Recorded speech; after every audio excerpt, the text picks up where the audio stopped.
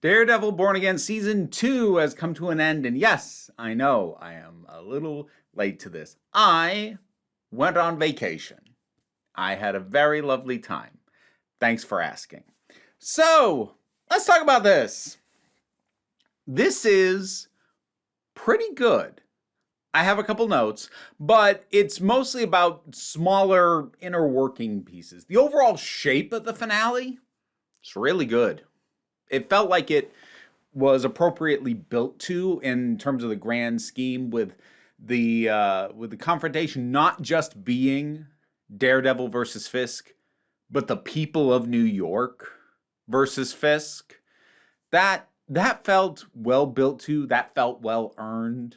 And it was nice having the climax be a mix of things, a mix of the trial work and the courtroom stuff, a mix of the direct confrontation between Daredevil and Kingpin, a mix of the growing tension between the general populace and the anti-vigilante task force. Just letting all these things culminate and not letting it just be about resolving only one of them, letting them all hit a boil at the same time. It went well. And there are some things that they definitely did a lot of small touches that really made them work. So let's talk about Matt in court for a minute.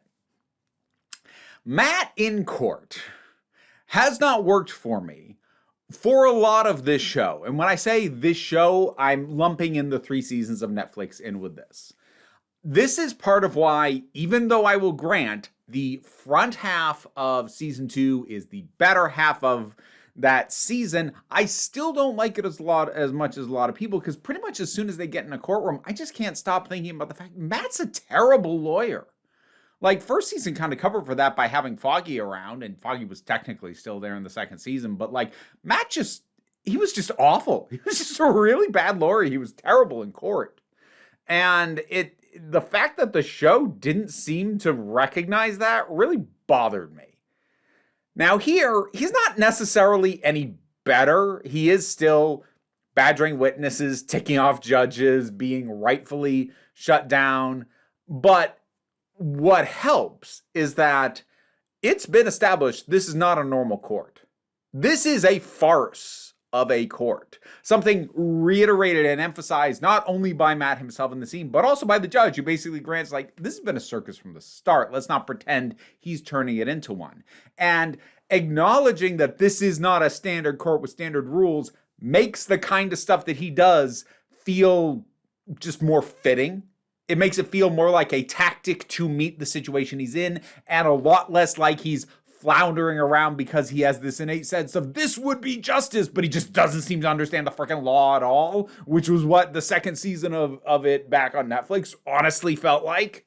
So just these little tweaks to the context of how he's in court, why he's in court, and the specific court that he finds himself in, suddenly his moments in court work a lot better than they had previously. So there's stuff like that. But it's stunning to me that at this point, I see this Bullseye and I smile. Do you know how strange that is? Do you know how much I couldn't stand this frickin' guy when he was initially introduced in the 3rd season of Daredevil? I was like, I guess he's okay as a villain, but he's not Bullseye. And then 1st season of Born Again, I didn't like him at all. Here, they figured him out. They figured him out. The actor's great. It's like, oh, this is such Bullseye nonsense. I love it. I love that he goes in to take out this sniper that's pretending to be him. And he's taking out these guards around him. And most of the shots he's throwing aren't even like direct knife to the head. He's banking it off stuff. It's needlessly showy. Yes, that is Bullseye. Needlessly showy, needlessly flamboyant, needlessly violent. Has fun doing it. Yes, they finally got him. Like he's been good this whole season, but they really got him down to the point that I am now happy every time he shows up. To the point that my reaction to him is starting to remind me of how much I loved Victor Zsasz in Gotham. It's just like, look, I don't necessarily need you to be the focus, but boy, when you pop up, it makes me happy. That's just so weird, given how much I did not like this guy before. So that, they figured it out. I'm not even going to say that it was like, oh, it was a slow burn. It was, no. I honestly don't think they fully knew what they were doing with the character. first couple of seasons, but like they figured it out. They got on top of it, and he's working real well now. So that's good stuff. The so I said I like the overall shape of the finale, and I do. There are a couple of little things along the way that, like, I can't not note, even though I don't necessarily have a suggestion on how to do it better. So, like, for instance, when the crowd is outside the courthouse and you have the anti-vigilante task force and you have the one member, the guy with the burns on his face, whose character name I can't remember, and he starts to crack and he like knocks out the leader and lets the mob in, basically. It's not that they didn't do any work to earn that. Like, they've kind of been hinting towards this guy, being the one who's going to be like, hey, wait a minute, for a little bit. So I don't want to say they didn't do the work, but at the same time, it doesn't feel properly earned for him to be, one of the good ones. Yeah. The thing is, though, as I said, I don't necessarily have a better suggestion because, like, what are the alternatives? Like, I suppose you could just not have any of them be one of the good ones, which, yeah, that's viable. But I don't think that's an invalid thing to try and portray. But at the same time, to earn his turn better, we'd have to spend more time with him, which would just, broadcast it even louder than it already was, that he was eventually going to be the one to, switch sides and take a stand and whatnot. So I think if they're going to include that kind of character at all, which again, I'm not sure I can say is a bad idea as a notion, I guess ultimately they hit the balance about as well as it was going to be hit. It just still wasn't quite, just still didn't quite land quite right. But I think the more pressing thing with the crowd launching themselves into the courthouse is, whether they meant to or not, there really is no way to have an angry crowd charging in, filming themselves on their cell phones into a government building and not evoke January 6th. Now, that might be one of those things where the only way to avoid evoking that is to just literally not have that as a plot point. And I do think it matters too much to like a proper climax of everything to just not do that at all. I do think it does work. So it's one of those things. Nothing can ever be baggage free. Sometimes you accept the baggage that comes with the choice that you make because you think what you're doing is ultimately worth it. And that might be the case here as well, because like they do a fair amount of work to try and avoid too many parallels to January 6th. Like, it's, it is a court that has been shown provably to be a mockery as opposed to the normal democratic process, which was what was being interrupted and stormed on January 6th. Narratively, we know that they're after a specific guy who is the villain. And the overall context of the thing, and that this is not a group here to stop the normal proceedings. This is a group standing up against active oppression that came to their homes, and now they're pushing back. So there's a fair amount that they do to try and dampen down that comparison. Honestly, I think I would have taken out like the couple of shots where you like see it from the camera view. They're like, yeah, charging in, filming themselves. I get that would have happened. It did happen on January 6th. And I think maybe removing those specific things, I think might have been a good call to truly minimize the comparison. And again, like I do think as a plot turn, it is probably a good call. And there's only so much you can do to fully avoid that, evocation of that. And sometimes you just gotta take it for what it is. But I would feel remiss for not noting it, because like the thought occurred to me, I'm like, yeah, I am going to say something about that. I'm not sure that it's a problem or that it's fundamentally wrong, but I am going to note it because I feel things. God, having fists go hand to hand with people, jeez, that was brutal. That felt much more fittingly brutal than, say, like the head crush previous season. That felt gratuitous as hell. This, what I really like about it is the brutality is through a much more measured use of blood splatter on Fisk's previously pristine white clothes, on his knuckles, on the walls, and then just sound design. Boy, when he hits somebody, the sound design just boom. Yeah, ooh, damn, you believe that he is killing people with a single punch. And a lot of that is down to the sound design, but also the way it's filmed. But like, oh, just sound designers went to town on this.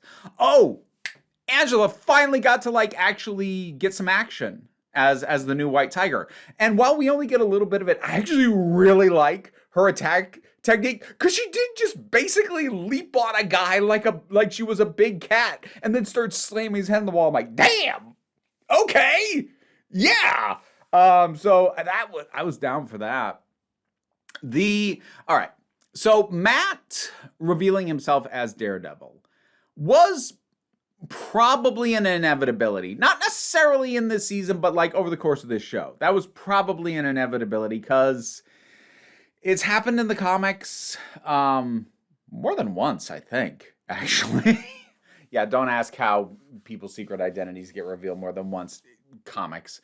But the idea of doing that is one of those things that part of me is like, just because like there's so few secret identities in the MCU. I was gonna say in Marvel in general. It's actually kind of true of Marvel in general at this point as well, but the MCU especially, because Iron Man set the template, and he ended that movie saying I am Iron Man. So it was kind of throwing down the gauntlet. We're not doing the secret identity thing around here, which is fine, but it does mean that there are untapped story potentials, and really the only characters that they were doing it with were Daredevil and Spider-Man. And Spider-Man, they've done, weird, wonky things with, with revealing his identity, and now nobody remembers who he is. So we'll see how that pans out in the next movie. And now with Daredevil, now he's been revealed. So they're really, if anyone has an idea that's a secret identity plotline, tough. There's nobody to use it on anymore. So in one way, it feels a little like sort of giving up one of the more unique aspects of this particular character in this setting. Not necessarily unique to Daredevil in the comics, but as far as in the MCU, there weren't too many, and now there's one less. But at the same time, I think they delivered that moment really well. I love him like bouncing the things off several times, just catching it, and then everybody just shuts up and is like, oh, okay. I actually really like the closing shots. I love the idea that Matt is being put in jail, but he's still in New York. And he's not happy about it. But he's just got this tiny little hint of a smile. Just this little bit of, yeah, I can work with this. And then you've got Wilson on a beach in paradise, alone. And he looks miserable. That especially. Like, I loved Matt in the cell with the little tiny hint of a smirk, but Wilson in paradise and miserable. Perfect. Because, like, look, he never stopped being self-serving. But there is a part of him that I do think honestly believed I'm helping the people of this city. Like, in the standard greedy, selfish, horrible, powerful way, which was that, oh, anything that benefits me benefits you all, which is BS. But like, he does seem to have a certain degree of actually believing that. Like, he seemed genuinely hurt that the people turned on him like this. And he delivers that really well. And that really adds to that last image of him on that beach. Just, oh, he looks like he hates being there so much. I think in hindsight, in that moment, he would happily trade places with Matt. He would go to jail just so he was still in New York.